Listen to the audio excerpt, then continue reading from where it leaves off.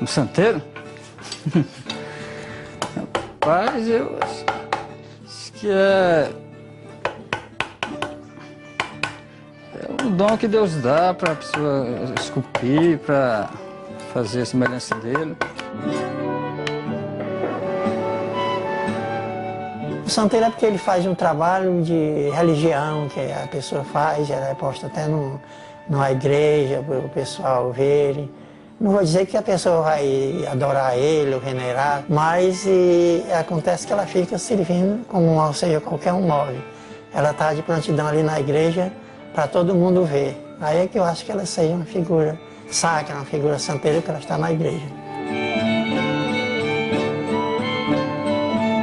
O santo está na cabeça de cada um. Eu devo dizer que talvez, eu imagino, que eu tenha nascido com o dom de Deus.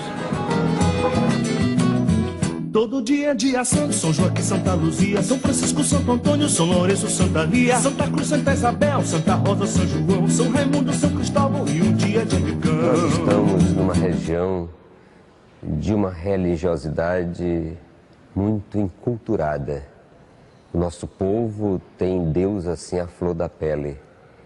E isto nos leva à arte também. Por isso nós respiramos a religião em todos os sentidos, em todas as dimensões e também na arte dos nossos artesãos. Tudo começou há menos de 50 anos. Da sensibilidade de um vigia noturno de praça, nasceu na década de 60 uma das expressões artísticas mais ricas e expressivas da arte sacra. Com cortes rústicos e naturais, José Alves de Oliveira se transformou no mestre Bezinho. Em Valença do Piauí, ele era marceneiro, né? E lá ele fazia esvotos. O esvoto é a gente faz uma cabeça de uma pessoa, ser humano, ou faz um braço, uma perna, que o pessoal leva para uma cruz para pagar uma promessa. Aí veio para Teresina na década de 60 e foi ser vigia da Praça da Vermelha, aqui na Vermelha. E aí nas horas de folga ele fazia os esvotos. E daí o padre da Igreja da Vermelha viu ele fazendo esses esvotos. E na época a igreja estava em construção, a Igreja da Vermelha. E o padre viu ele fazendo esses esvotos e disse: Mestrezinho, você não quer fazer o Cristo da Igreja da Vermelha, não? Disse: não, padre, eu não faço, eu nunca fiz uma peça inteira, eu só faço pedaços. Disse: pois pode fazer que a madeira vai ser minha, e se você botar a perder, não tem nada não, fica por isso mesmo. E aí ele foi fazer o Cristo da Igreja Vermelha, a primeira peça que ele fez. E aí foi descoberto. De repente surgiu, o mundo todo ficou sabendo. Ele foi que deu a ideia da arte santeira, ele foi que deu início, foi quem abriu as portas da arte santeira aqui no Piauí. Do recorte bruto do serrote, do talho preciso do formão, passando pelo retoque do polimento ou da pintura dos detalhes, surge um estilo comum entre eles, marcante da região, mas específico para cada artista. Todo mundo fazia um tipo de oratório com três peças, né? Uma base no meio e duas do lado. Esse é o oratório tradicional que todo mundo conhece em todo o Brasil, né? Um dia eu cheguei em casa, lá para meio-dia, e eu digo: não, eu vou criar o meu estilo. Aí peguei o serrote lá em casa e comecei a dividir como mexerica, né?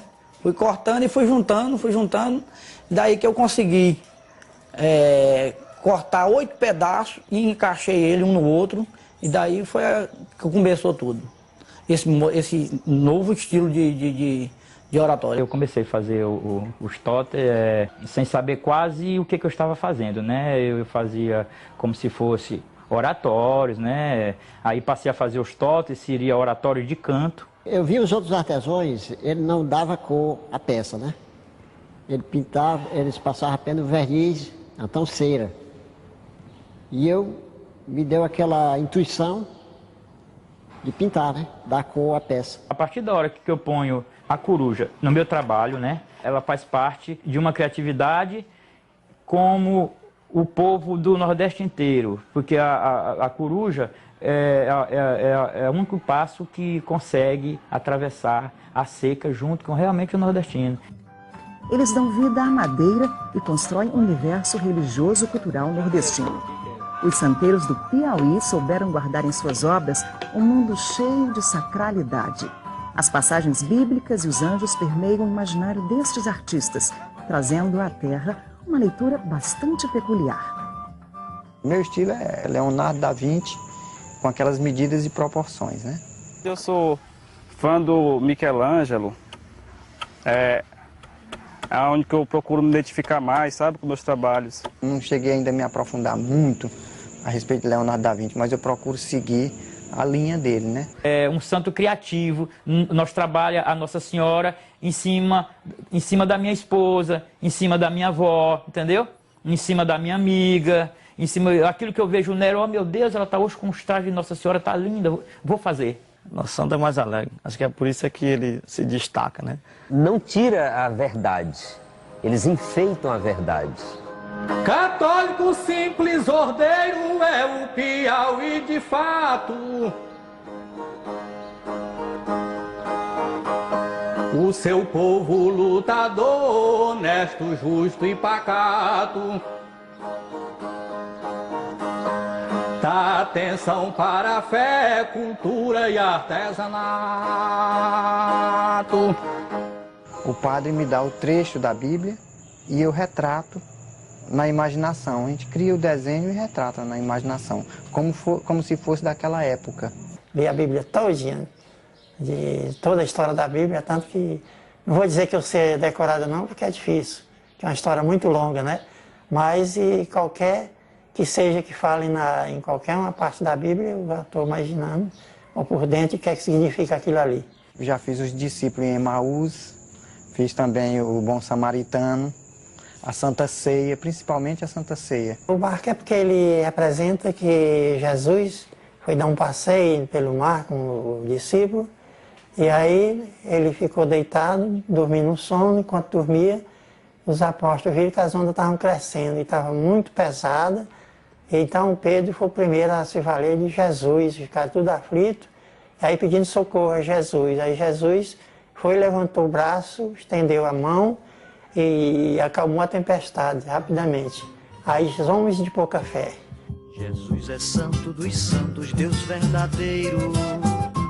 O Adão e Eva, porque ele foi as primeiras figuras que apresentaram no mundo, aí deles que nasceram, como se diz, as gerações, né? Eu não sei nem explicar qual era a planta que eles estavam debaixo, mas a minha eu faço o caju, faço a carambola, faço a laranjeira e faço diversos tipos de plantas, né? E acompanha, que está debaixo. E tem a serpente também. Às vezes eu faço ela saindo de baixo e às vezes faço ela na folhagem em cima, e vindo também. Se é linguagem figurada para o autor sagrado, para o hagiógrafo, é a linguagem figurada para o artesão também, tranquilo. E eu acho fantástico, sabe? Fantástico. A peleja do diabo com o dono do céu. Olha a peleja do diabo com o dono do céu. Faz escultura de um São Jorge, tem que ter o dragão, né? O dragão é o lado mau, o São Jorge é o lado bom, né? Então a gente esculpe também essa parte do lado mau. Esculpe a imagem do demônio, né? Que aquele dragão é a imagem do demônio. Eu acho que se me encomendarem, eu acho que eu não faço não.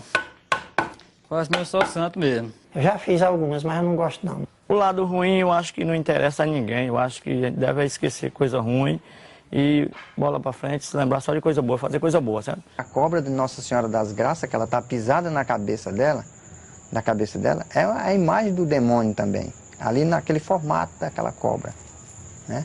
Então a gente também esculpe essa parte também, o lado bom e o lado mau. A caveira ela faz parte também de ser humano, porque a gente, de qualquer maneira, vira uma caveira, né? Mais cedo ou mais tarde, ele vai morto, depois ele desaparece e vira aquela caveira. Só que aquela caveira ali, ela representa um símbolo da via sacra. Ela tem a passagem todinha, conforme Jesus, que ele foi cravado, os pés, as mãos, na cruz. E ali aquele poste que ela está montada, aqueles pedaços, significa a cruz. Todo dia é dia santo, São Joaquim, Santa Luzia, São Francisco, Santo Antônio, São Lourenço, Santa Lia, Santa Cruz, Santa Isabel, Santa... Eu trabalho baseado no nosso povo. Eu faço a Nossa Senhora com menino no braço, com florzinha no cabelo, eu faço com cabelo de trança, e aí eu vou fazendo, eu faço São Francisco, às vezes, careca, sem nenhum um cabelo, e então vou colocando nos totens, aonde eu formo como se fosse uma romaria. Não faço nem rascunho. Eu pego a madeira, olha aqui o que eu fiz aqui, isso aqui já tá a ideia, né? Não tem desenho não tem... Para começar, eu não sei nem desenhar muito bem. Só sei pegar e esculpir mesmo, né? Fazer logo direto. O rosto que a gente faz hoje de trabalho aqui no Piauí nunca deixa de ser um rosto assim fino. Sempre é um rosto assim mais grosseiro, mais assim nordestino mesmo. Então a gente já coloca isso, é o rosto nordestino. A diferença nossa para o santo lá de fora é isso aí, porque eles trabalham muito em base da arte clássica e uma coisa milenar. Meu Jesus sertanejo, presença maior, minha crença. Eu jamais vou imaginar que Cristo desceu da cruz bonitinho como fazem. Para mim, o Cristo, ele desceu da cruz, um cidadão altamente massacrado, todo quebrado. Então, eu tenho isso na minha cabeça, ao contrário de outros artistas que fazem ele bonitinho na cruz, bem desenhado, como se ele fosse o homem mais bonito do mundo. Fazer Cristo crucificado na cruz também eu não gosto de fazer, não. Porque é uma coisa, é um martírio, eu gosto de fazer coisas alegres. Lá vai São Francisco pelo caminho, de pé descalço, tão pobrezinho. A devoção nordestina a São Francisco e a facilidade em produzir a imagem popularizou ainda mais o santo entre os fiéis. E São Francisco é sofrido. Você vê que ele bem magrinho, o corpo dele muito franzininho, justamente porque representa a dificuldade do nordestino. O São Francisco ele é um santo milagroso, que ele tem em Canindé, no Ceará. Sempre ele é um santo que o pessoal faz muita romaria, que vamos dizer que todos os anos tem a quantidade enorme, não sei quantas mil pessoas que vão pagar promessa lá em Canindé. Então ele é um santo que faz milagre, né? Eu acho que é um santo que identifica mais com a região. O São Francisco e o Padre Cícero. Ele devido ter muita romaria de São Francisco, sempre as pessoas gostam mais de São Francisco, mas os outros santos também faz, como o Santo Antônio, que é caseiro também. Eu comecei na faixa de 16, 17 anos de idade. Eu trabalhava como camelô ali na praça, próxima ali do Museu do Piauí, né? Aí meu cunhado que já trabalhava em arte, o mestre Martins, que foi o meu mestre, né? Me convidou para trabalhar com ele. Eu tinha 10 anos de idade, muito criança. Eu vim aqui em Parnaíba, porque na realidade eu sou do interior, bem aqui do Bom Jesus, aqui pertinho do Labino, no caminho da Pedra do Sal. E vi uma escultura, achei muito bonito e tentei fazer uma escultura também. Eu vou fazer uma escultura. Meu pai, ele criava gado e a gente trabalhava na roça, e disso é que a gente vivia no trabalho, né? Mas que na hora e outra eu fazia esses trabalhos, fazia também trabalho de marceneiro, carpinteiro, fazia todo tipo de trabalho. Eu era rapazinha e minha tia lá, comecei a fazer uns trabalhos para decorar a casa, né?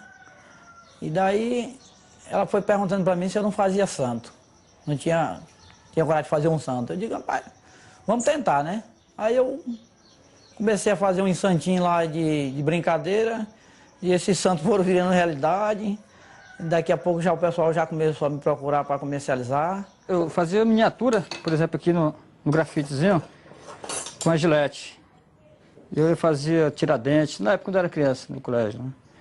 Aí pegava também o giz, fazia também esculpia do giz, depois que eu passei para cá, para madeira. O mestre viu eu fazendo essas miniaturas, e eu já era sobrinho dele, aí ele perguntou se eu não queria aprender mais a arte, a profissão de artesão, né?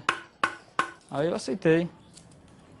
Com 3 meses eu já estava fazendo peças desse tamanho aqui, isso aqui. A madeira ela ensina muito, é uma escola. Na hora que eu olho para madeira, eu já sei o que eu vou fazer. Muitas vezes tem madeira que dá ideia. Uma madeira, por acaso, ela tiver assim, uma parte diferente, trucido, um jeito qualquer, ela dá uma ideia de a gente fazer uma figura. Tudo quanto é canto do mundo já tem trabalho meu. Da Ásia, a África, a Europa. Todo mundo conhece esse trabalho meu, que eu penso que é único. Minha obra pode viajar daqui sem assinar. Todo mundo conhece Cornélio. O reconhecimento aqui no Piauí é muito pouco. Quem ainda dá um valor um pouco são os colecionadores de arte e alguns empresários. Agora, lá fora, eles dão muito valor à arte da gente aqui. Eu creio que esse nosso estilo, esse nosso zelo, essa nossa leveza, essa nossa beleza, eu não encontro em outro lugar não, mas não encontro mesmo. Expedito é consagrado pelo seu trabalho fino, como Ageu e Araújo, Assunção e Albertino, artistas piauienses para o cenário nordestino. Mas o trabalho não é só inspiração. Há muita transpiração até que uma peça fique pronta para ser exposta ou vendida. A gente pegava a madeira ela toda redonda, como se chama, a madeira bruta. Aí eu pegava ela e aí desbastava, tirava aquela parte branca, ou a casca por acaso, e aí projetar a peça. Isso aqui é uma Santa Ceia, certo? Uma Santa Ceia. Isso aqui é os primeiros detalhes, a gente está começando a riscar, que é para fazer a cavação, né? A escavação da escultura. Depois da peça toda cortada, aí vem a fase da lixa, que são 3 fases de lixa, né? Depois da lixa vem o polimento, e se o cliente quiser que ela seja polida aqui, daquela cor ali. Se não, ela pode ser nessa cor, na madeira aqui, natural. Aqui só é a cera mesmo, né? Uma peça dessa é em torno de 2 meses e 15 dias, mais ou menos. 2 meses e pouco, porque é uma celha diferente, que pega muito, tem muito detalhe. A madeira é muito grossa, né? Porque tem quase, vamos dizer que tem 15 centímetros, vamos dizer assim. Não é uma ceia qualquer. Esse polimento que dá essa cor, essa tonalidade, é um polimento que é manipulado por nós mesmos, que é álcool, breu, goma laca, essas coisas, né? Não é comprado industrializado, não. De todos os santos mais trabalhosos é São Jorge. Esse é um santo que dá muito trabalho. Porque, além de estar em cima de um cavalo, tem um detalhezinho, tem que vazar. Quando a encomenda é de peças pequenas, dá para produzir umas 10 peças por mês, 10, 12 peças. Dependendo do tempo que eu tiver disponível para fazer, porque eu fico mais na parte da tarde e à noite. O local de trabalho deles, que é chamado de ateliê, é debaixo de uma árvore, porque eles não têm condição de fazer nenhuma palhoça para trabalhar. A vida do santeiro é o seguinte, se ele vender, ele tem, se ele não vender, ele não tem. E aqui no Piauí, as vendas é difícil. Então eu creio que falta de fato um incentivo maior, uma presença maior para os nossos artistas. Na arte você tem muita fama e tem pouco dinheiro. Viver bem, não vamos dizer que vive muito bem, mas dá para sobreviver. Rico não dá para ficar e também muito pobre também não. Meu trabalho eu amo e não paro e não sei quando vou parar, porque eu já estou com 73 anos e continuo a trabalhar. Além das dificuldades de sobreviver da arte, os santeiros enfrentam outra ameaça. O cedro, matéria-prima básica de suas obras, está desaparecendo. Nós que trabalhamos aí com madeira, a gente sente uma dificuldade muito grande. O artista brasileiro trabalha com sucata de madeira. Eu não tenho esse negócio de madeira. Qualquer madeira eu faço uma peça. Eu não tenho uma peça de mogno, eu como artista. Por quê? Porque não posso, porque a nossa madeira, o mogno, é vendido para a Inglaterra. Mesmo diante das dificuldades, a arte santeira cativa novos seguidores. Os artesãos de hoje se transformam em mestres, os ateliês em salas de aula e os mestres se perpetuam por meio de novos discípulos. Parece brincadeira, mas os nossos jovens estão atentos. Na medida em que os aprendizes de arte. Então, trabalhando com os mestres, eles vão aprendendo a esculpir e vão aprendendo o estilo daquele mestre. E isso criam-se verdadeiras escolas. Eu tenho mais ou menos 4 seguidores, né, por aí. Se haver uma oportunidade e eu notar que o rapaz quer desenvolver e tem talento para isso, eu passo para ele também. Aí ensinei um grupo de meninos, depois ensinei uns rapazes, passaram uns 3 anos aqui comigo. Depois ensinei também teve um menino aqui que passou comigo mais de 1 ano. E assim, de vez em quando estou ensinando. A gente sempre está tendo uma continuidade, mesmo que não seja do estilo da gente, mas o estilo da própria artista que vai iniciar. Se eu incentivo os nossos jovens, se eu mostro a grandeza dessa profissão, que para mim é uma missão, então nós vamos manter isso por muito tempo, se Deus quiser. No fundo da alma, muitas esperanças embalam o imaginário desses artistas. Anônimos sonham no dia em que serão admirados e conhecidos como os grandes mestres da arte universal. O grande sonho mesmo de quase todos os artistas, né? É ele ter uma grande galeria para que você possa ter os seus trabalhos lá. Meu desejo é de ser um dia um artista também internacional, muito conhecido fora do exterior. O meu grande sonho como santeiro é ser bem reconhecido. Eu tô aqui engatinhando ainda, tô devagarinho, mas um dia eu chego lá, né? Hoje eu só tenho um grande sonho. É terminar minha vida como artista e considerado. É o único sonho que eu tenho. Que nós tenhamos um anjo sorrindo. Anjos e mais anjos sorrindo.